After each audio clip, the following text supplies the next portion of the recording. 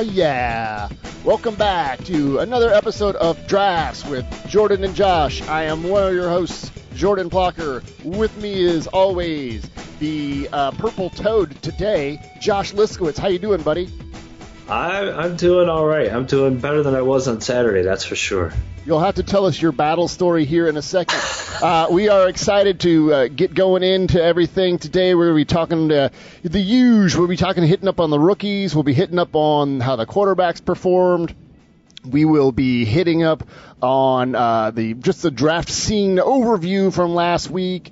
Josh is again scoured for matchups, and then Josh has also found some areas that we want to fix on some NFL rosters. So, Josh, what happened to your toe, buddy? Tell the people. I done broke the darn thing, I think. This is what happens when you have kids. You do kid-type things, and you end up realizing that, hey, I'm not as coordinated as I was 15 years ago, and you end up just blowing out your toe. So it's okay. It happened Saturday morning. I didn't miss a single snap. Just played through it. Put some ice, put some dirt, and played through it, and we're still probable this weekend. So no issues here. It's on to week 5. I gotta say two things. One, I admire your toughness, and then two, I believe that you're setting a fine example for your young son.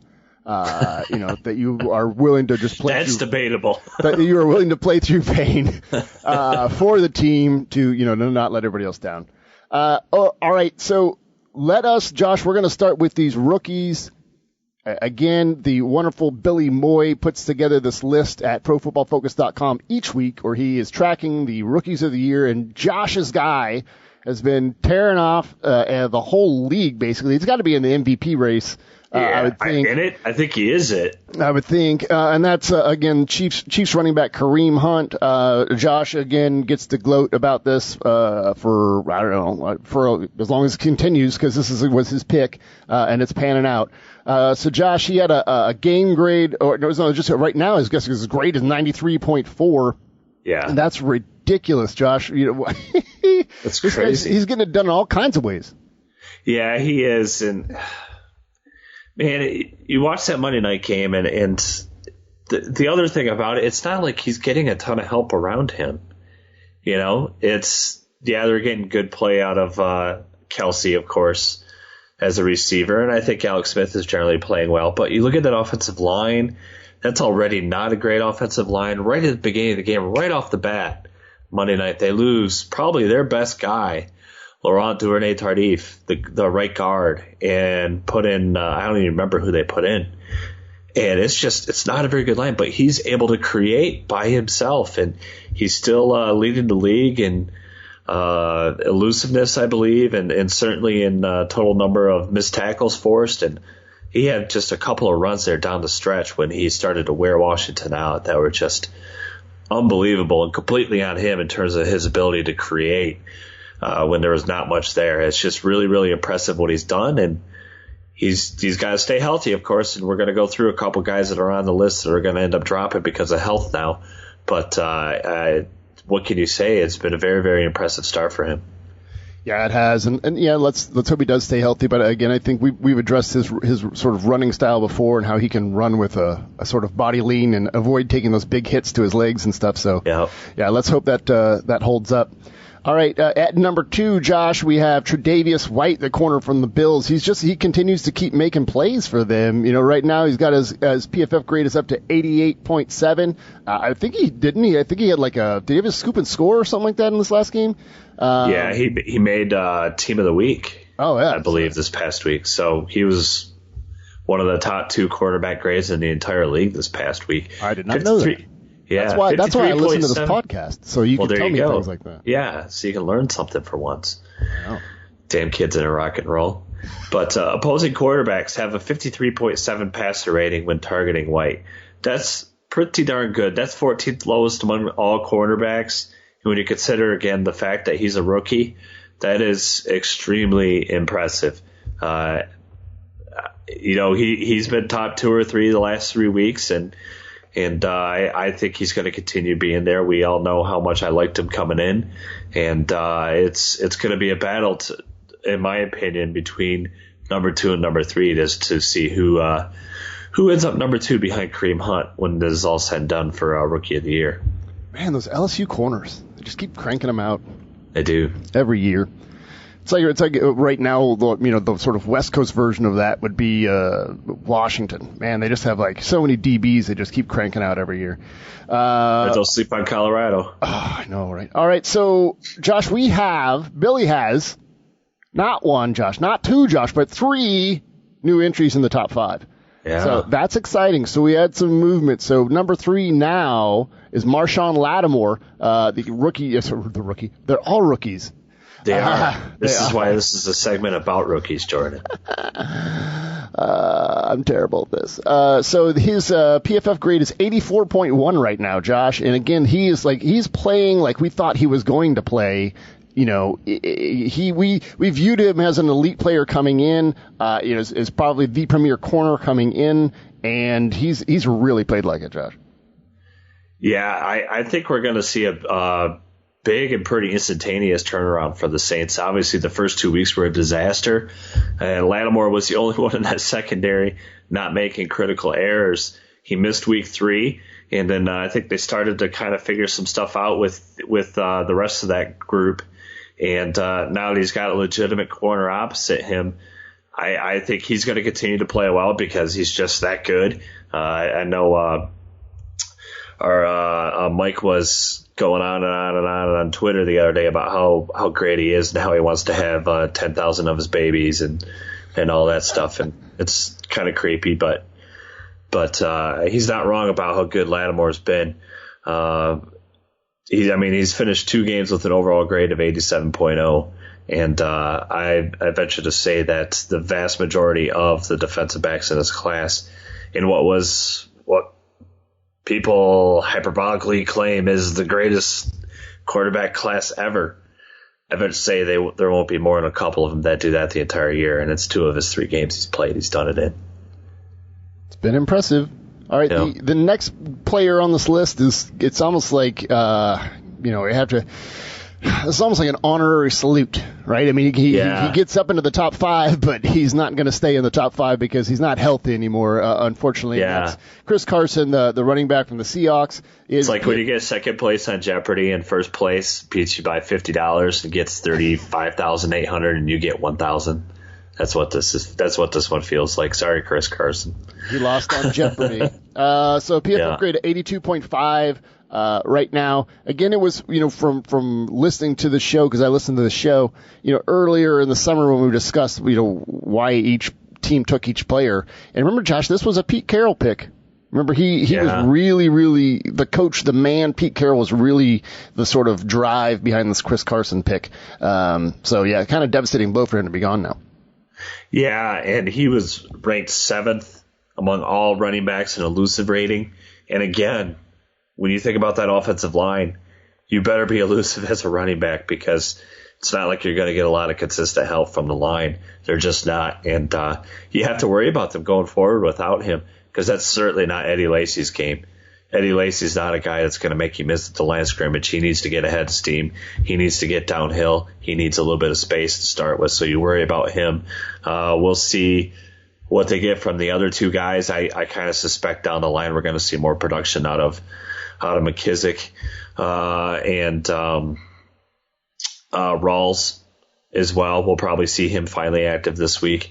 But I think they're going to miss Chris Carson quite a bit, even though he's just a rookie and was just starting to come into his role. I think he was a very, very important piece for that offense. All right, moving on to number 5. It's another running back, which is not surprising because, again, that's, the running backs, the rookie running backs, that's what moves the needle. And it's also, again, as we've addressed before, it's the easiest position to transition to. Yeah. But, again, another running back here in Leonard Fournette starting to make his way up, the halfback from the Jaguars. Got a PFF grade of 82.2. Josh, he's, again, sort of the different mold than a Hunt, but he's moving up this list. Yeah, I think one of the things that we need to point out about his play is that he's been effective as a receiver out of the backfield. That was one of the questions on him coming out of LSU. They didn't have a high volume of targets for him in that system. And he didn't look particularly impressive in that capacity all the time either. But he's averaging 2.23 yards per route run. That's really efficient play. That ranks 8th among all running backs in the NFL right now. And 125 receiving yards on 56 snaps in his routes through 4 weeks. So that's very impressive as well. We expected generally he was going to have this kind of volume and be impressive. So I'm not terribly surprised to see him up here, even though we weren't huge fans of his coming out. But for what? I still have to go back to that. For what has this accomplished for Jacksonville? They're 2-2. They just lost to the Jets. Yeah. So I mean, not to rain on this parade here, but I still just don't understand the pick and what it's really accomplishing for him. I mean, good for Leonard Fournette that he's playing well and right. He's living up to expectations. He's living up to his end of the bargain, but it's still it doesn't make sense to me. Scrolling through the rest of the top 10, I don't know if there's any of these guys that you want to touch on, Josh, but I thought it was interesting, cool that Jordan Lewis is now snuck into theirs at number 10. Yeah. He's played really well. The other guy that I thought's, it's not on this list right now that I thought's played well when I've seen him has been Desmond King. And then, I saw some of the safeties have made some good plays too, Adams and Hooker. Anything else standing out with the Rooks? Yeah, how about Xavier Woods as well? In that same group, I think he's getting a lot more playing time with Dallas, and I think he's started to help them solidify that secondary that's having to play a lot of young guys. And I expect a lot of great things from him as well. So I'm excited to see him kind of in that bubble group. And obviously, when you have Dalvin Cook was at number 8, and we already talked about Chris Carson at number 4. Obviously, those guys, they're done for the year, unfortunately. They're going to be moving out. So the chances are guys like Hooker, Adams, Woods, maybe a Jonathan Allen, those guys are going to be popping into the top 10. You know who's going to be popping into the top 10 at some point? It's got to be like Deshaun Watson and Mitch Trubisky once those guys start getting some reps. Really excited about Deshaun Watson getting to start. It really sort of brings up the point, though, like, for me, I never viewed Tom Savage as being a viable NFL starter. And so, bravo for them for making the quick, hook there. But again, like how many first team reps did Watson lose out on during camp that Savage got? So, as good. It's even worse with the Bears, too. Right. That's exactly, same point. So, yeah, I mean, at least with Watson, he's played well when he's been on the field, but he could be even further. But, yeah, you're right. With the Bears, with Mitch Trubisky, from the very beginning, from the first preseason game. It was so obvious. It was obvious. Glennon was a turnover machine from the first, preseason game. It was quite apparent that Trubisky should be starting. So, again, when you go back to that, if Trubisky, how many first-team reps did Trubisky lose out on, and how much further along would he be in his development? So, right. I said this on Chicago radio, I think, yesterday. You hear the coach speak leading up to this week was always, well, Trubisky's not quite ready yet. We're going to go with Glennon. Anyone bother to ask him whether Glennon was ready? Anyone bother to ask him whether Tom Savage was ready? No, that doesn't matter, because what matters in those situations is I think it's just conservative coach philosophy of this guy is more seasoned, he's going to mess up less.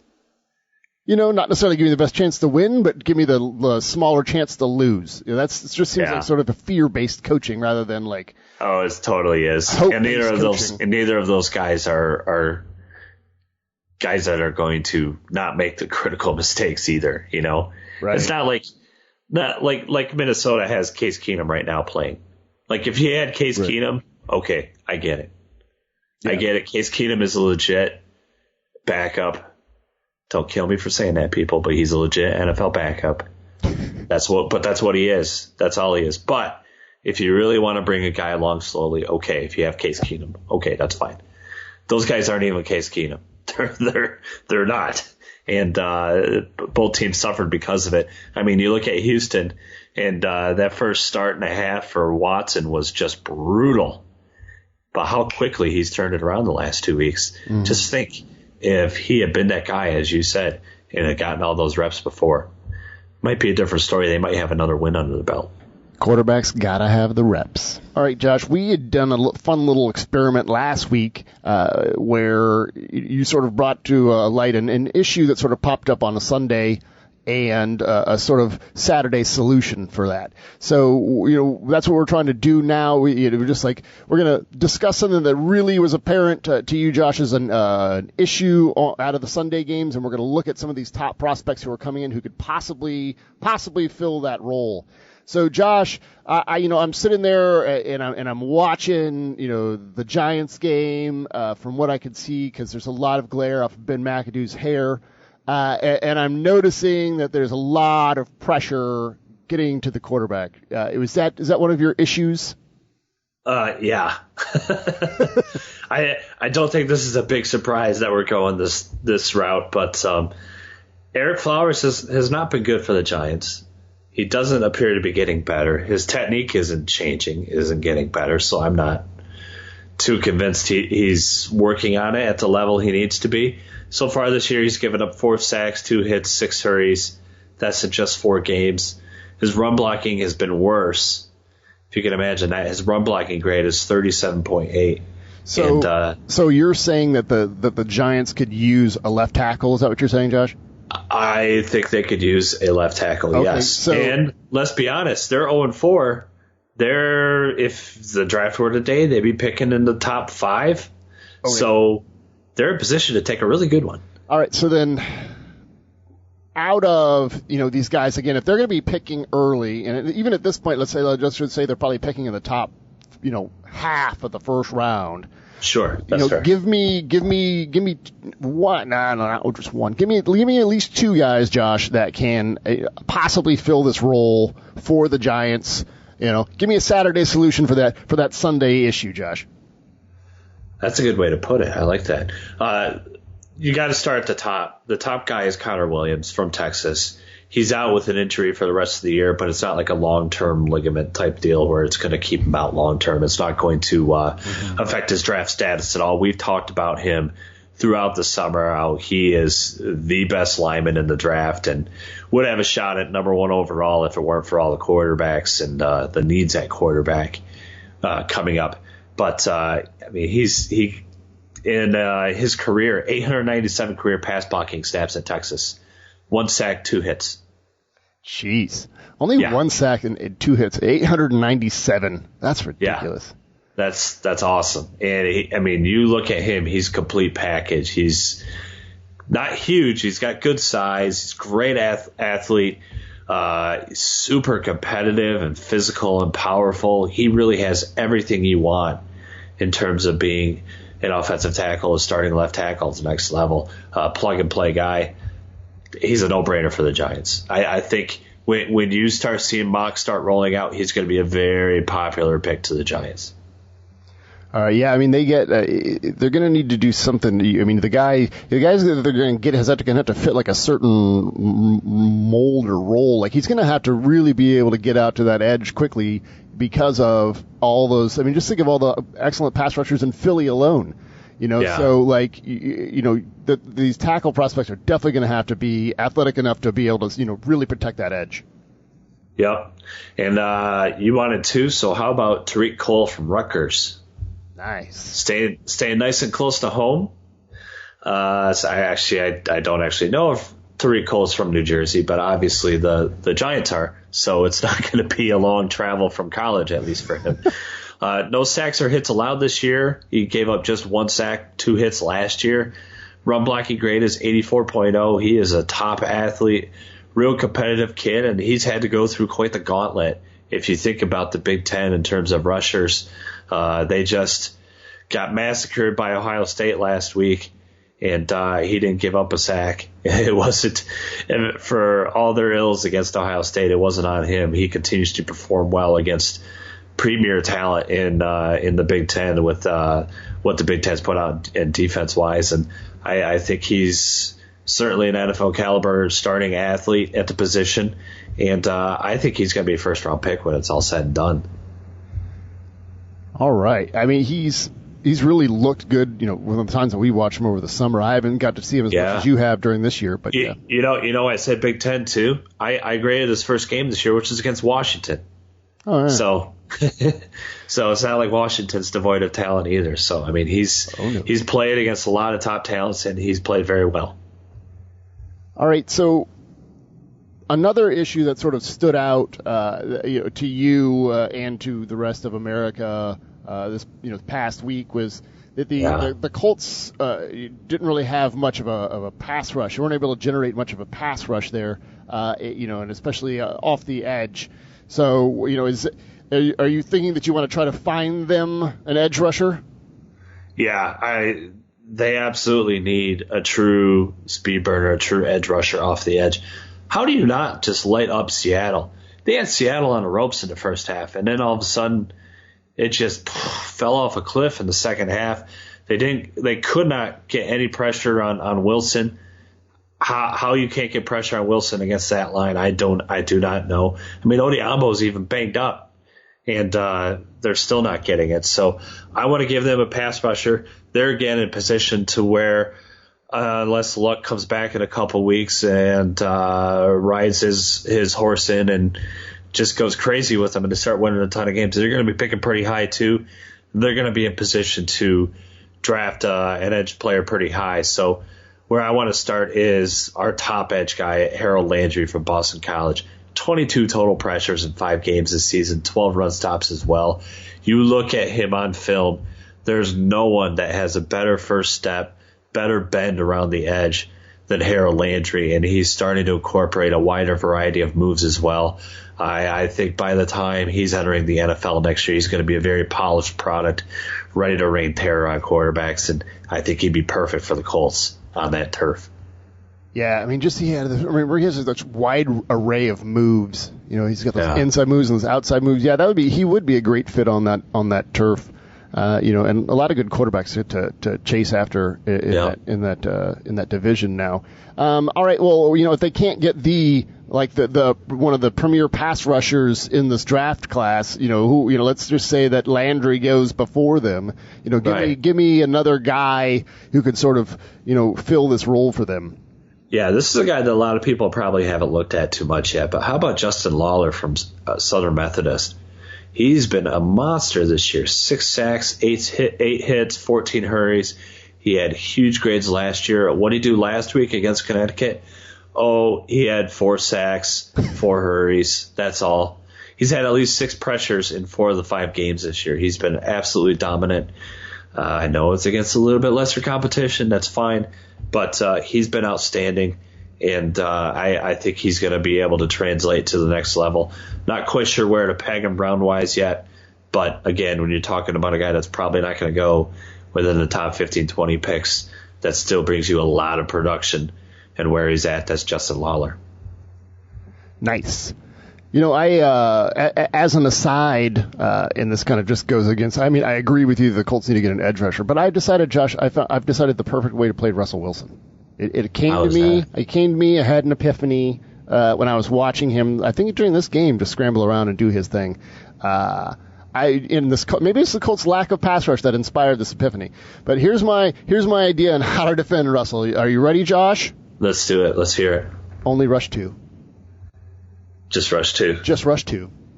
Right? So how many spies? I don't even know. Maybe like 3 spies. Who knows? You can use the other 9 guys however you want, Josh. Yeah. Just only rush 2 because what he really wants to do is get out and do his own thing anyways. And so, I just think the less guys who are chasing the back of him, the better.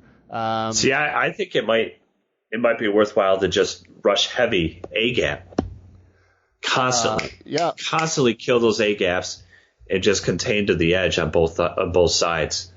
Now, obviously, there's going to be times where he's Russell Wilson. He's going to find ways to break that contain. But I still think that might be a more productive way to go after it. Okay, then we'll combine both of our strategies and we'll only send these 2 rushers in the A-gaps. That's right. They're going A-gap every time. We're only rushing 2. They're going A-gap every time. Maybe they'll stunt. Maybe they'll just switch A-gap just to confuse the center. But yeah, that's it. Or we could just pick on one guy at a time. Perfect. Maybe they're just both going at Odiambo one snap. Maybe it's German Affetti the next snap. They're just going at one guy. Perfect defense to scheme against Russell Wilson, the Yeah. Rush 2 against 1. All right. So speaking of centers, Josh, there was another issue that stood out to you was the Detroit Lions, lack of stellar center play there last week. So, are you just like seeing, is it just center? Is it all of interior O-line down there that you see as an issue? You know what I mean? So that they can maybe slide somebody in who can play either or? What are you seeing? Yeah, they have to figure out coming up in this off season, regardless of where they are. Obviously they're playing very well and they look like a playoff team right now. But that run game is still struggling. I mean, even though they put up some yards on the ground last week, they had a 29-yard run. Abdullah did, and then beyond that, he didn't have anything more than 10. They haven't had a run between either the center gaps, longer than 10 yards this year through 4 games. And this is a team that should be 4-0. So, I mean, when you are a team that loves to run zone, outside zone, inside zone like they do, you better be able to run inside, because ultimately that's either your cutback lane or that's where your original point of attack is. So that's where the genesis of that is. So you want to get like an interior people mover? Yeah, there's a couple different ways to do this, and this is kind of coming from some things I've heard. They have Greg Glasgow at left guard. I've heard that they like him better at center, and quite frankly, I kind of subscribe to that. There's some things that think they need to replace both, but either way, I think Travis Swanson, the center, although he's been decent in pass pro, he just has never been a solid run blocker, and that's so critical to that offense. When you think about, again, they look like a playoff team, probably picking in the 20s. That's probably a good place to get top center. That's normally where the top center goes. Our guy. He was our guy last year, lineman of the year last year. Right. He's number 1 center this year, Frank Ragnow from Arkansas. Still think there should be like a metal band named after him. Ragnow. Yeah, that does sound like a good Norwegian death metal band. Yeah. Giving up just 1 hurry on the season, no sacks in his career. 92.8 run blocking grade. I mean, it's just off the charts what he does. Man. In the SEC. He just dominates guys. That's impressive. I mean, he's an absolute no-brainer. And quite frankly, if let's say they're picking 22, 23, 24 overall, whatever, and Ragnow's there, that's a mistake made by the rest of the league, because there are plenty of places that need centers. And Ragnow's a war daddy. You need to take him high. He should be a top 20 pick in my brain. But in Detroit, that would be a great way for them to figure the center position out. Now, switching gears. Well, what if they decide to approach like a pure guard, right? What if they decide they want to draft somebody and just plug them in straight at guard and keep them at guard? Then what do they do? Yeah. Let's go to Quenton Nelson in Notre Dame. Well, that's a good guard. That's a really good guard. 89.7 overall grade. That's the number 2 guard grade in the country. 89.6 run blocking grade. Just 2 total pressures allowed this year.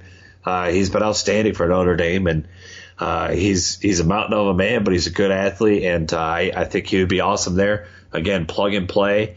Put him next to Glasgow at center, and I think you have a really, really good offensive line in total there when you put Nelson there, or Ragnow for that matter. And you have everybody healthy on that line. All right. Thank you, Josh, for those Saturday solutions. So, Jordan, I want to tell you about this email I got this week. It's not from a Nigerian prince, is it? It's not from a Nigerian prince. Okay. No, I did not win huge sums of money. He just needs your help, Josh. He just needs your help. I know. I did not get an inheritance, unfortunately, no. But what it was from is from our friends at Drafts, at playdraft.com. And obviously, if you watched Monday night, you know that main reason Washington lost is because Josh Dotson dropped what should have been the game-winning touchdown in the back of the end zone in the last minute of play. Obviously, that's worth 4 points. That's 4 more points you would have had there for a quarterback, because quarterbacks always get 4 points in fantasy. So essentially what this email was from Play Drafts, was saying, hey, if you had Kirk Cousins in your lineup and you lost your weekly league by less than 4 points, we're going to refund you the fee for that league. What? Yeah, like how cool is that? That's how cool really is that? Cool. And this one we should have mentioned it a couple weeks ago. This one's even better. Jordy Nelson, I think, got hurt week 2. Was it? He got hurt week 2, and there were a couple other Jordans that were supposed to have really good fantasy weeks, didn't play very well. So anybody that played multiple Jordans in their lineups, they refunded them that week. How cool is that? But again, for people maybe listening first time, playdraft.com. Also, you could just download the app. Drafts is what you search for. You can basically play like daily leagues. You can play year-long leagues, but you're playing best ball. So the team you draft, that's your team. Whatever players score the most points, that's your roster for that week. So you don't have to worry about the injuries. You don't have to worry about setting your lineups every week. That's all done for you. So it's real easy to play. You can play with and make real money on it too. So I've had a lot of fun with it so far through 4 weeks. So make sure you go into Play Draft, take care of that. But you also get fun stuff like this where you play Kirk Cousins and you get screwed by the wide receiver. They'll take care of you too. So I think that's been pretty fun to play with them and see them do things like that for you. Nice. All right. We are going to, speaking of quarterbacks, we're going to go and we're going to start talking about the top college quarterback prospects for the draft. So there was a big matchup between two of them this week, Josh. The Sam Darnold against Luke Falk. I guess I really hate it when people say that thing. Yeah, it was it was USC they were against literally Washington against each other. State. It's not like Darnold and Falk were out in the middle of the field playing Madden against each other. But so anyways, their respective teams faced off too. But a lot of NFL scouts flew up there. It's not necessarily easy to get to Pullman, but it's a bit of a haul. But there's a lot of scouts there. I think there's even some GMs there trying to watch these guys. And I got to tell you, Josh, Darnold did not have his best performance. He ended up with a 40.9 overall grade. He only completed 15 of his 28 aimed passes for 164 yards, no touchdowns, and one interception. Just really sort of struggled to, connect with people on the deep and intermediate levels. And again, just wasn't a really good performance from him. And he really hasn't had, a very consistent, year where he's been just really stellar throughout. We've kind of seen a little bit of, up and down there. But on the opposite end, Josh, Luke Falk played a lot better than Darnold. I believe scouts came away a bit more impressed with, Falk's performance than Darnold's performance. Again, Darnold has a better sort of physical profile and maybe a better physical skill set than Falk, but Falk did his Falk stuff. He basically sat in the pocket, took his hits, and distributed the ball well, went through his progressions. But he had some big time drops, Josh. I don't know, did you see that one where he got that drop in the end zone? Oh, yeah. I mean, his day could have been much bigger, and quite frankly, the game could have been much more in hand for Wazoo had his receivers made some of those plays for him because he put it where he needed to. That was something we talked about at the beginning of the year and through the summer is, what was he going to have in terms of weapons this year with his top two guys, two very prolific players at the wide receiver position, graduating this past year, moving on to the NFL. And they've definitely had some issues so far. Obviously, they've weathered the storm. Huge win against USC. But I think in general, he's holding up his end of the bargain. Yes, he might have some limitations, and you worry about intermediate and deep, but there's also some of that where, you and I watched a lot of film watched all his film last year and thought he could hit all those throws. Mm-hmm. So maybe that's more of a scheme issue. I think to me, my bigger concern with Luke Falk is the stuff in the pocket. Can he show the mobility to sidestep pressure, to buy extra time? I love that he's willing to take the hit, to take the big hit, deliver accurately downfield. He does that time and time again, and his teammates absolutely love him for it because they hang him out to dry all the time. And it seems like every game I watch him, he's getting smoked in the second quarter at some point, and he's playing the rest of the game hobbled at the exact same level he was always playing at. But he has to be able to develop a little more of a presence and ability to maneuver within the pocket going forward, in my opinion. Maybe they need to get him playing tennis like Mr. Josh Rosen. He's got those good tennis feet. That's a nice segue. We'll just segue into Rosen. So Rosen had a good battle. Again, it was just between two quarterbacks at the 50-yard line playing Madden. A guy comes out with like one of those little Surface tablet necklaces and just holds it there, and they just sit there and play. So yes, it was Rosen versus Steven Montez, the young talented Colorado quarterback. And Josh, it was a fun game, man. It was some of that Pac-12 after dark action, watching those guys go at it. Rosen played really solid, and then as did Steven Montez, who's a guy that we had spoke about in our breakout players. As far as a guy who could be breaking out this year at the quarterback position, and he's thus far, Josh, I think so far he's been the Pac-12 Team of the Week quarterback twice already, which is pretty impressive considering all these elite quarterback prospects are coming out of the Pac-12. But so Josh Rosen, he pretty good in that game. He had a game grade of 79.5 against Colorado. He did his best work at the intermediate level, where he connected on 10 of his 12 for 204 yards and a touchdown. But doesn't have Caleb Wilson anymore, Josh. So that's a big concern. Obviously, that's a killer for UCLA in general. But for Rosen, that's been his go-to guy. That's been his blinky. I'm interested to see how it goes from here. If they have some issues now that he doesn't have his number one. Or if maybe he steps up and spreads the ball out a little bit more and kind of takes off from here. That's going to be really interesting to watch.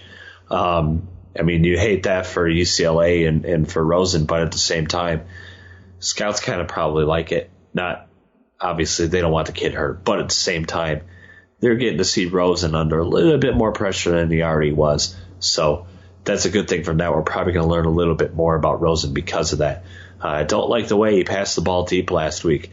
1 of 7 with an interception on 20-plus yard passes. That's got to be better, especially with a guy like Rosen that has his kind of accuracy, his kind of arm strength. He's got to be better there. We expect the ill-advised throws. He continues to do that. There wasn't as many this time.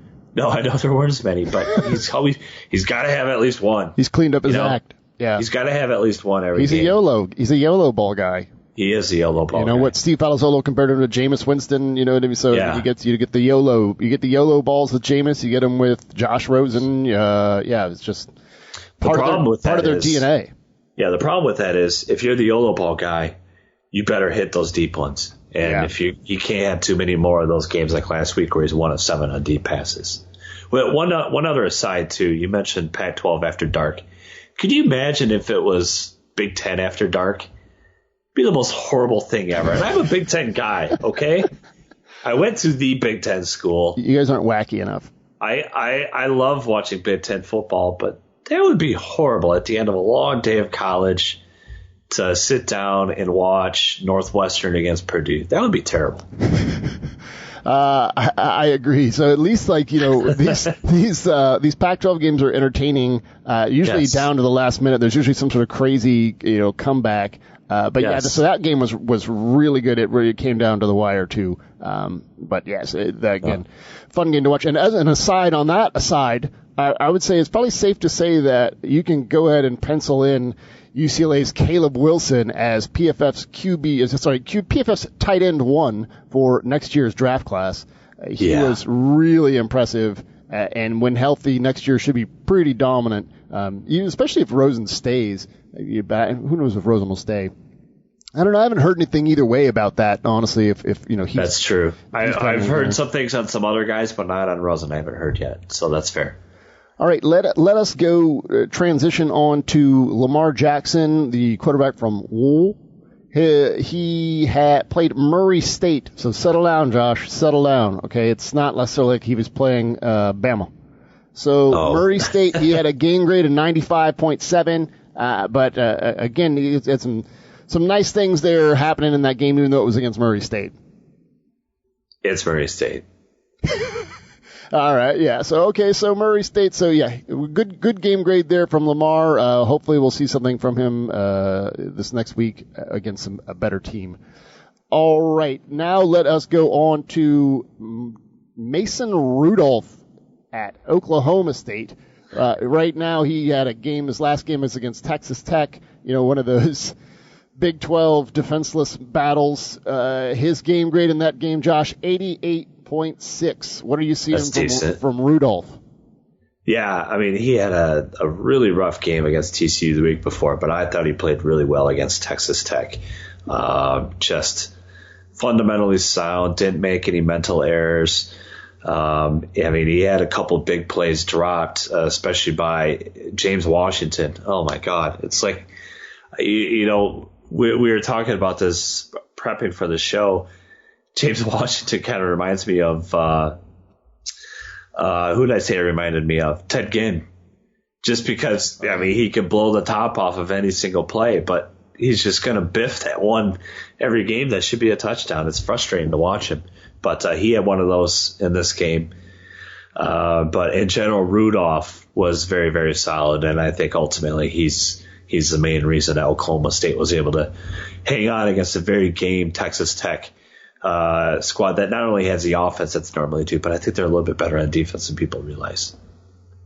All right, so I'm going to wrap up the quarterbacks here with the gentleman who happens to be leading almost every single statistical category out of all of these things, and out of all these things we've been tracking, and that's Baker Mayfield from Oklahoma. Josh, I'm going to I'll be writing a signature stat piece, I know, sometime next week, and man, he's at the top of almost every signature stat. It's ridiculous. I mean, he was on a bye this past week, so he didn't really have a game. He didn't do anything this week, Jordan. Man, I tell you, what a complete loser. He didn't do a thing this past week. He had a game grade of 0.0. Honestly, we've seen what he does in his off weeks before. That's probably good he didn't do anything. Let's hope he didn't do anything. So anyways, yeah, Baker, again, still leading the quarterback list here. If you go to ProFootballFocus.com, you can see that Steve Palazzolo and Zach Robinson have sort of added some other quarterbacks that they're tracking on there as well, sort of expanded the list out, so you can read up about even more guys there at ProFootballFocus.com.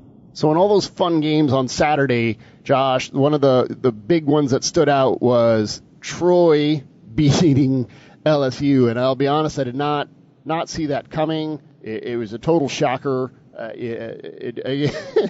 mean, you maybe you expect LSU to lose, a game here or there, but to Troy, no, disrespect to Troy, but it's not like LSU loses to these group of five, teams at home that often. This was supposed to be their year, wasn't it? I mean, by their standards, they've had a couple down years. Their new coach is a couple years in, so you expect, okay, this is the year where they kind of right the ship. They go 10-2 or 9-3 or something respectable like that, and then they lose to the Fighting Troy from Troy people, whatever their mascot is, the Troy Trojans. Troy Trojans, yes. The Troy Trojans, led by great name Blaze Brown. Blaze Brown, good game for him. He did have a good game. I mean, that was a big matchup. I don't know if it was necessarily LSU's year. I thought this was actually supposed to be Ryan Tannehill's breakout year. I think that's what this year was. But anyways, Blaze Brown had a pretty impressive performance, just from a playmaking, get the ball back from your team standpoint. Josh, he forced a fumble deep in their territory. They ended up turning it over again pretty soon after. But again, he still basically prevented a scoring drive there with that play, and then he had the interception to seal the game. Yep. But he's been getting it done so far this year, don't you think? 6 interceptions, 3 pass breakups. That was last season what he did there. But through 5 games this year, he's allowed 13 catches on 20 targets for 192 yards. But his lone touchdown was against an absolute stud, New Mexico State's Jaleel Scott. That's a guy who's graded very, very well for us. 7.2 cover snaps per target. That currently ranks 76th among quarterbacks, so that's not great. But competitive guy that just finds a way to get to the ball when it matters most. And obviously he showed that on what's going to be the biggest stage of the year for them. Yep, and this would be a deep sort of sleeper type guy because I don't think he'll be coming out in the draft at all. But again, just a riser, just someone to keep an eye on because he did come up big, in that sort of big situation for his school. All right, Yep. the next riser, Josh, I want to talk about is Deshaun Downey from UMass. I wish I could break out my Massachusetts accent, but I can't, and it would be terrible.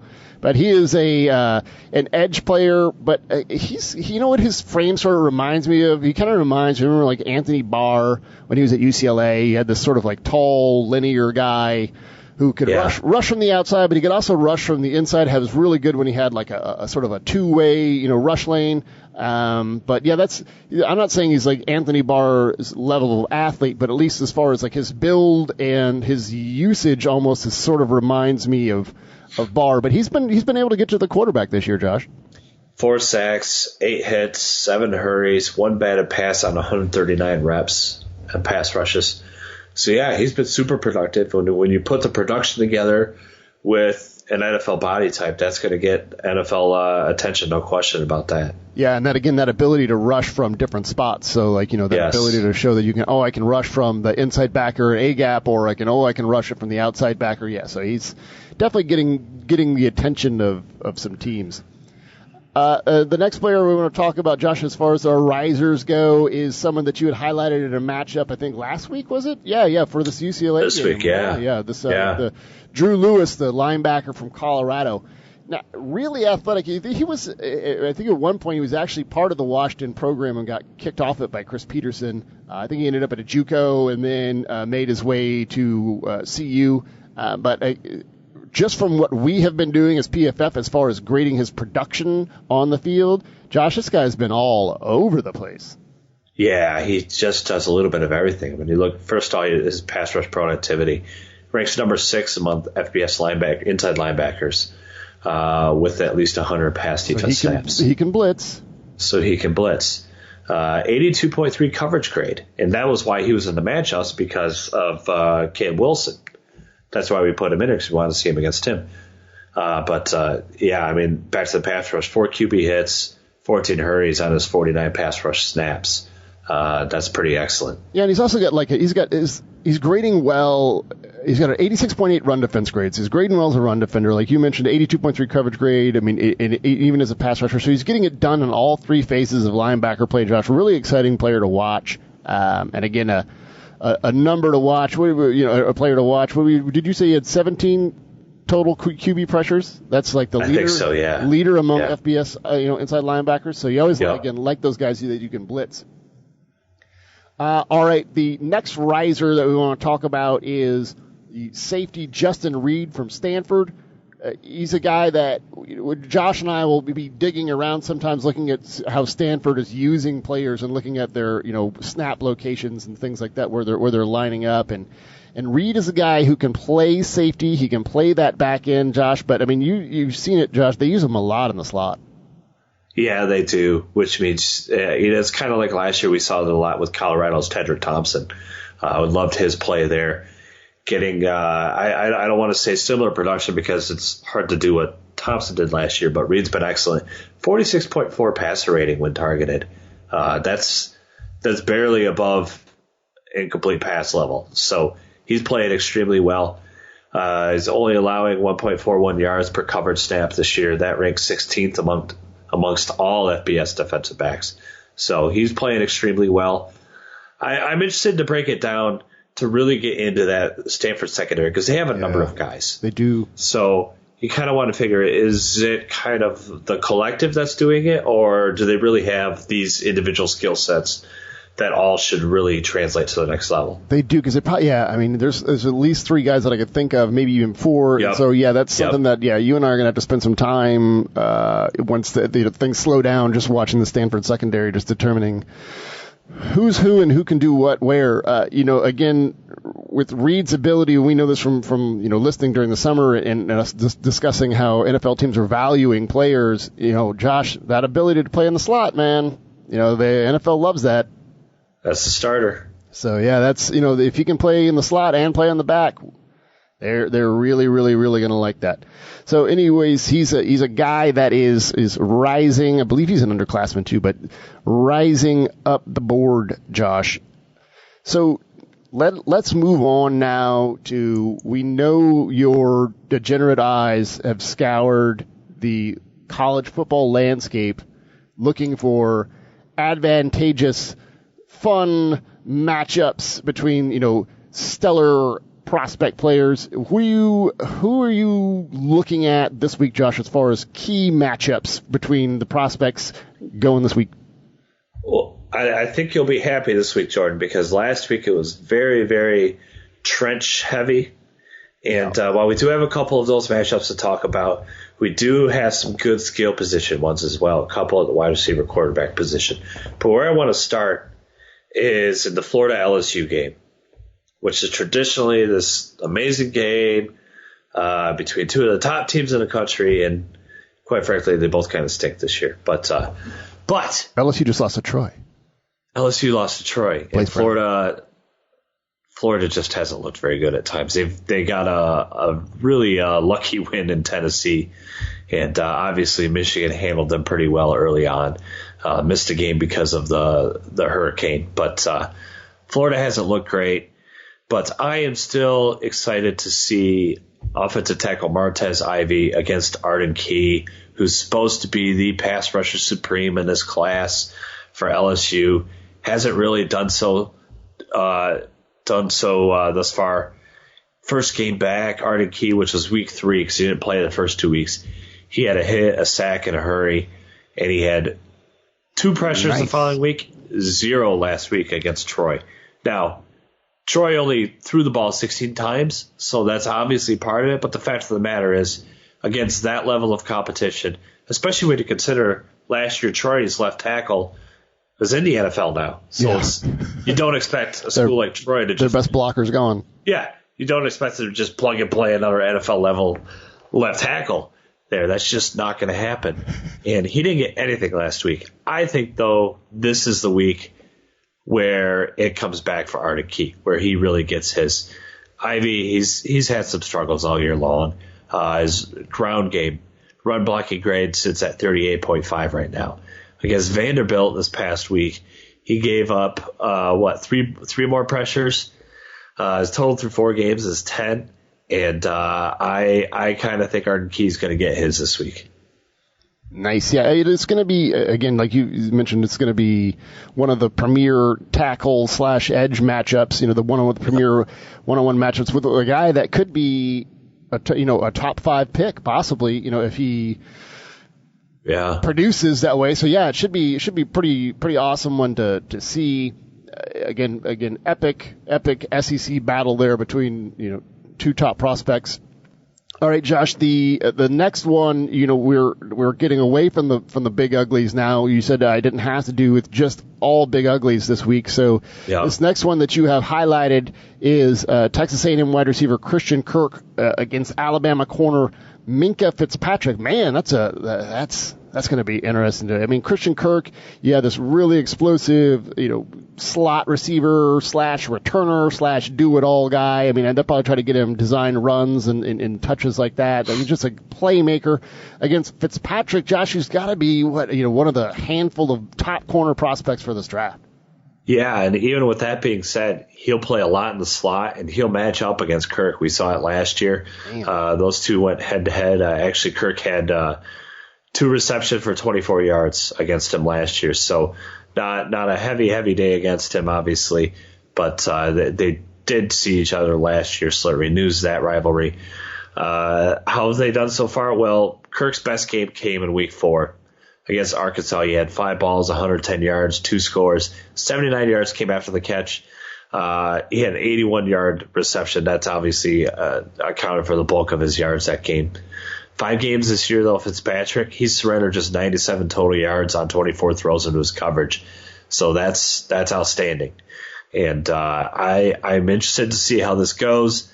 I think Fitzpatrick is the far superior player, but that doesn't mean that Kirk's not going to get his too. And I think we're going to see this matchup quite a bit. And whoever Kirk's against, they're going to be seeing some value headed their way now. So I expected to see this one quite a bit. I got to tell you, I'm in Phoenix, and you really can't say that name Christian Kirk out loud without just hearing people wail from just like a collective from the whole city. We're still so depressed that he left. He didn't go to ASU and stay home. He left and went off to Texas A&M because such a incredibly dynamic guy with the ball in his hands, and you hate to see players like that leave and go out of state, but he's put together a nice little run there at A&M, and like you said, it's going to be fun to watch him against Minkah Fitzpatrick. That's a really good one to highlight. It's almost like you're good at this, Josh.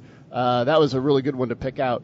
All right, so the next one we're going to highlight here is we have to go back inside to the big uglies again. You won't let us linger on the periphery for very long. You're bringing us right back down into the middle. Ooh, this is going to be good.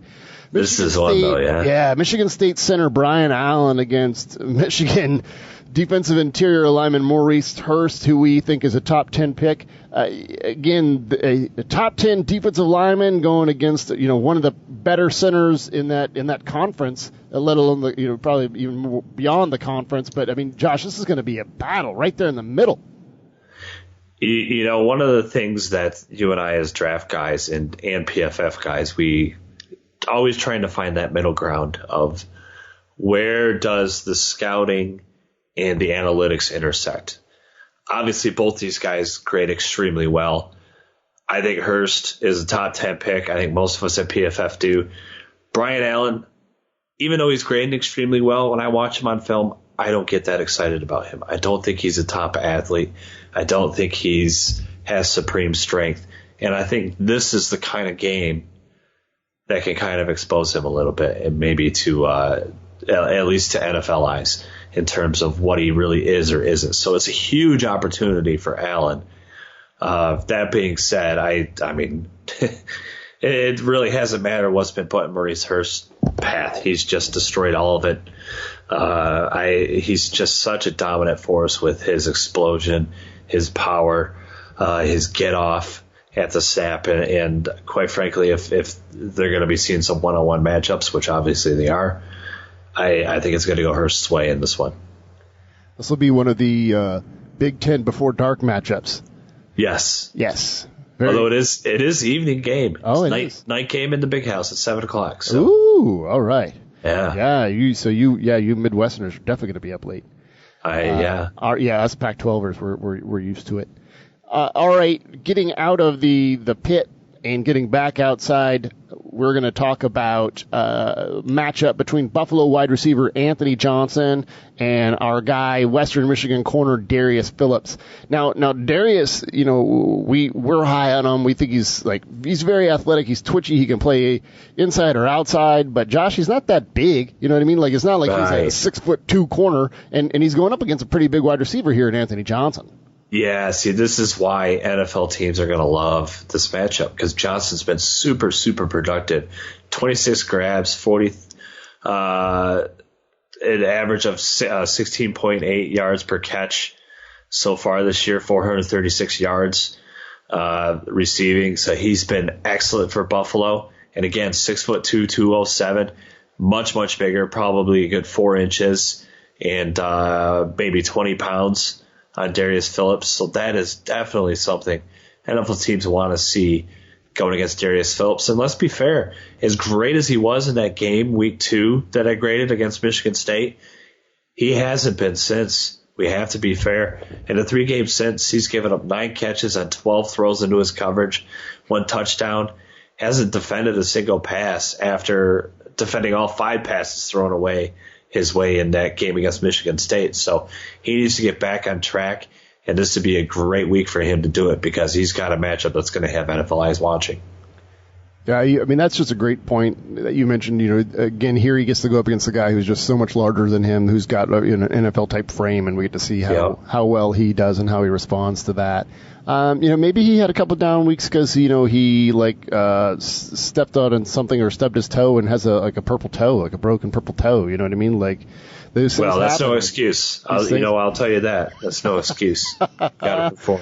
Yeah, you gotta perform through it, Darius, just like Josh did last week. Can you imagine if that was a thing? Like, instead of the ridiculous medical terms, they just say what color your body part turned. Oh, he's got a case of the purple toe this week. No, that could be bad sometimes, because sometimes they'll just say he's out with a groin. So, yeah, we don't necessarily want to know what color the groin is. On that note, leave us a 5-star review on iTunes with your Twitter handle or email address, and you could be entered to win some goodies. Leave us, like I said, like a nice review, something like, maybe even 6 stars if you can. Follow Josh on Twitter at PFF_Josh. Follow me on Twitter at PFF_Jordan. Go check out all this excellent work at ProFootballFocus.com. You have anything to say on the way out there, Purple Toe? I do. Subscribe to Elite. You now get game-by-game player grades. How awesome is that? That is huge. Everybody's been craving for that. You'll get that through that. You'll win all your DFS money. You'll win your fantasy leagues. You'll just become so much more knowledgeable about football by subscribing to Elite. Go out and do it. Woo! Bye, everybody.